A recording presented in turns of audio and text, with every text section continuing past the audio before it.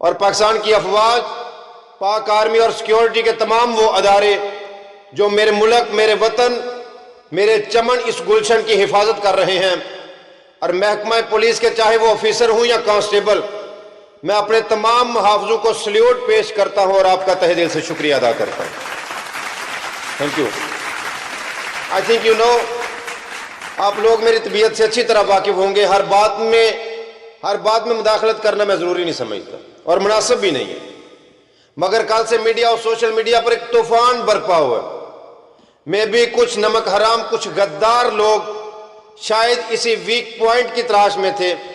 کہ ہمیں کوئی ایسی مسٹیک ملے، ہمیں کوئی ایسا موقع ملے کہ ہم اس کو سامنے ایشو بنا کر پورے ادارے پر کیچڑ اچھالیں۔ میں بھی یہ بات کہتا ہوں، جو کچھ ہوا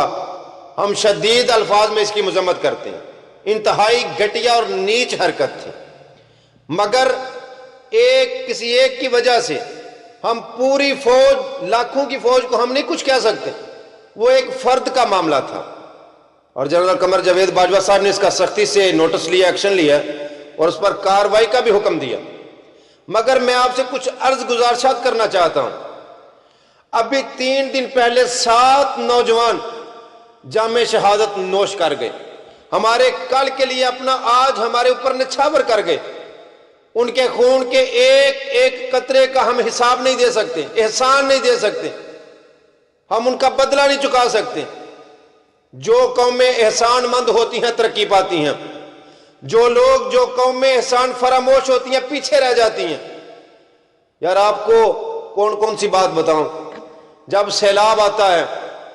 تو آپ کو یاد ہوگا خدا تو حافظ ہے ہی، مگر ہمارے محافظ ہمارے ساتھ شانہ بشانہ ہمارے ساتھ ہوتے ہیں۔ جب زلزلہ آتا ہے تو مدد کے لیے کون پہنچتا ہے؟ ارے جب لاک ڈاؤن ہوتا ہے تو ہماری سیکیورٹی کے لیے، ہماری حفاظت کے لیے، ہمارے راشن کے لیے کون ہے بھائی؟